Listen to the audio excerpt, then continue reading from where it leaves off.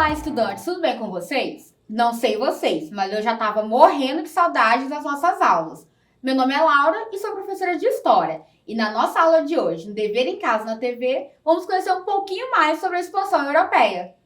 Para que vocês, estudantes e professores da rede, possam se organizar, essa é uma aula dos 6º e 7º anos da EJA, a Educação de Jovens e Adultos. O eixo temático da aula de hoje é Meio Ambiente e Sustentabilidade. O nosso objetivo de aprendizagem é situar acontecimentos e localizá-los em uma multiplicidade de tempos, reconhecer que o conhecimento histórico é parte do conhecimento interdisciplinar. Já o objetivo da nossa aula é compreender os processos de expansão europeia na Idade Moderna. Antes de começarmos nossa aula, aproveite e já marque sua presença. Basta apontar a câmera do seu celular para o QR Code que está aparecendo aqui na tela.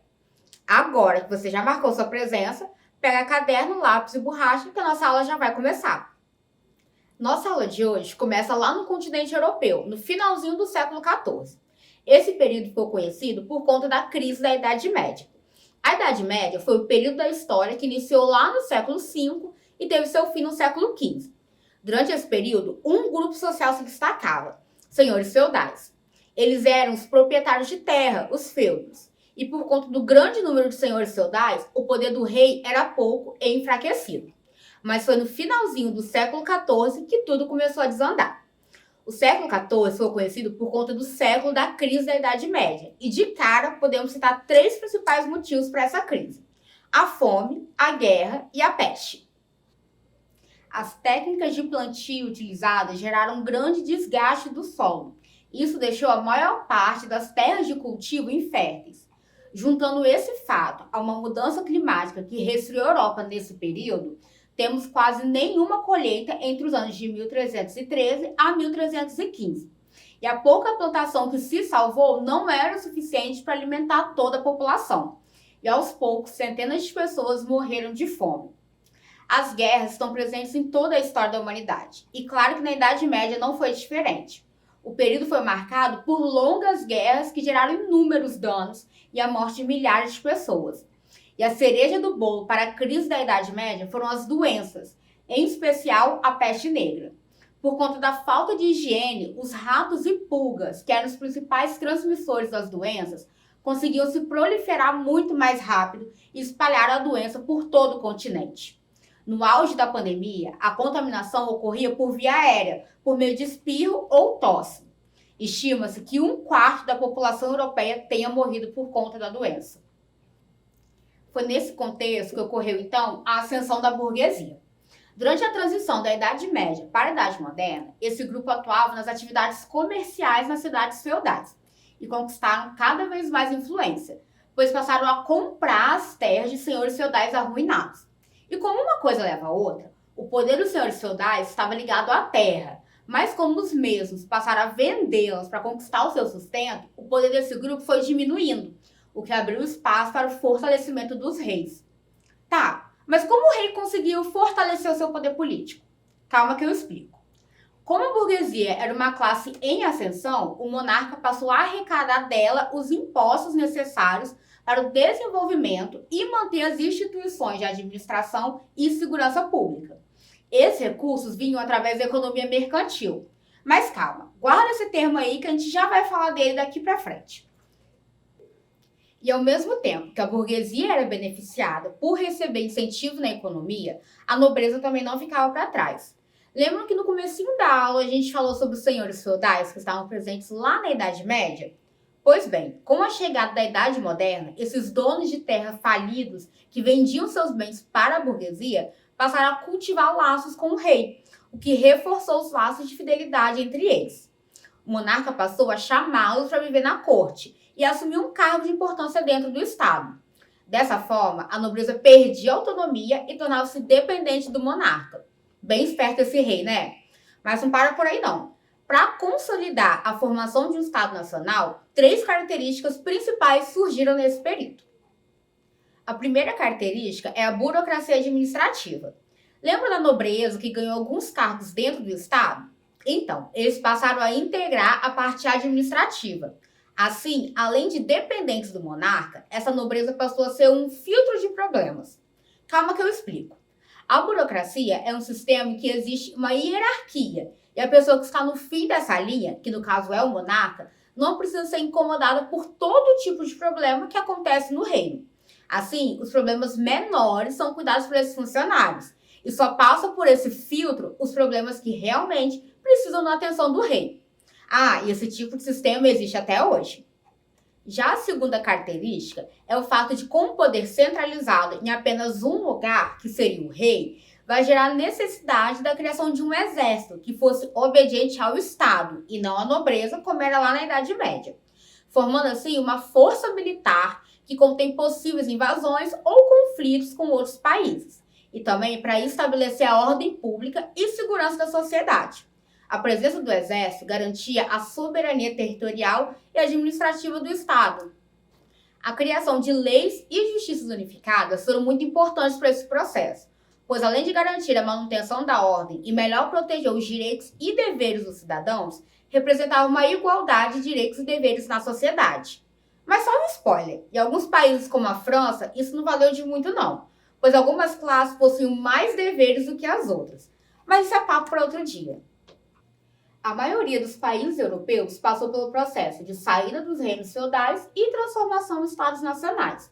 A gente vai dar uma olhadinha em 4 deles que foram muito importantes. O primeiro a se tornar um estado centralizado foi Portugal. A região onde o país fica é chamada de Península Ibérica e é essa região aqui, de Portugal e Espanha. Ainda durante a Idade Média, foi invadido pelos muçulmanos e após as guerras de reconquista, essa região, que era formada por 4 reinos distintos, cedeu uma partezinha para a criação do Condado Portucalense. E o primeiro passo foi declarar a independência do mesmo e torná-lo um Estado nacional. Isso é, um país independente, até mesmo para fugir das velhas ameaças do Reino de Castela, o reino vizinho que cedeu um pedacinho das terras. A partir disso, Portugal passou a ser governado pela dinastia de Avis com Dom João I e teve todo o seu poder centralizado na imagem desse líder. A gente acabou de citar esse tal de Reino de Castela. Pois bem, por conta da invasão dos muçulmanos, a Isabel, que era a rainha de Castela, e o Fernando, que era o rei de Aragão, um outro reino que também ficava ali na região ibérica, uniram-se para a formação de um novo Estado nacional, a Espanha. Foi preciso centralizar o poder dos 2 reinos para ter sucesso na expulsão contra os muçulmanos. Em pouco tempo, ainda no século XVI, a Espanha se tornou a maior economia do mundo e também detinha o exército mais temido. O processo de unificação francesa vai começar ainda lá na Idade Média, por conta das constantes ameaças de invasão das Ilhas Britânicas, que é essa região aqui. Os reis franceses começaram um processo de união com a burguesia, para tentar enfraquecer os senhores feudais e aí sim conseguir força para derrotar os ingleses. E graças a essa união com a burguesia, que começou a pagar impostos, que o Estado francês conseguiu dinheiro para enfim derrotar os ingleses, lá na Guerra de 100 Anos. E assim consolidou de uma vez a França, que viria a se tornar o maior exemplo de absolutismo monárquico durante a Idade Moderna. Assim como todos os outros estados nacionais que já citamos, a Inglaterra, ou Britânia, como era conhecida na época, também estava dividida. A região era constantemente invadida pelos nômades aqui do norte da França e por tribos anglo e saxões. A expulsão desses povos e retomada do controle das terras foi bem sucedida. Porém, os altos custos com as guerras fez com que a burguesia local se unisse e formasse uma Carta Magna, que limitava os poderes do rei, além da obrigatoriedade de um parlamento. Após a derrota na Guerra dos 100 Anos contra a França, a política inglesa sofreu um grande abalo, o que resultou em uma guerra interna entre as famílias de York e Lancaster pelo trono. Apesar da vitória da Casa de Lancaster, ocorreu uma união com a Casa de York, que resultou na consolidação da Inglaterra, fazendo com que o país virasse a grande oficina do mundo alguns séculos depois. Agora que vimos como os principais estados nacionais europeus se formaram, vamos ver como eles começaram seu processo de expansão. E falando nisso, você sabe o que significa a expressão a expansão do Velho Mundo? Velho Mundo é como o continente europeu era conhecido na época das expansões marítimas. Logo, a expansão do Velho Mundo nada mais é do que o processo de expansão marítima que a Europa viveu a partir do século XV. Após a centralização, os estados nacionais passaram a desenvolver a economia, porém chegou uma hora em que a matemática não batia. Eles começaram a comprar muito mais do que vender.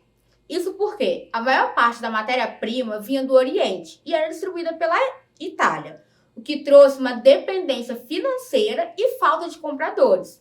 Surgiu então a necessidade de explorar o oceano ao redor para conseguir novas rotas para o Oriente e quebrar o monopólio italiano. E Portugal saiu na frente na sua expansão. Isso porque o país possuía alguns fatores que o ajudavam, como, por exemplo, foi o primeiro estado a ser centralizado. Por conta disso, possuía uma burguesia que já estava enriquecida e, assim, ajudou o financiamento das viagens, além da sua posição geográfica e conhecimento náuticos que foram essenciais. Sem contar que, para Portugal, que tinha a Espanha nas costas, a única opção era se expandir através do mar. E assim a nação portuguesa fez. Ainda no século XV, conquistou a costa da África e mais tarde chegaria até o Brasil. Os espanhóis também não ficaram para trás. Durante o século XV, Fernando e Isabel, os monarcas espanhóis, resolveram dar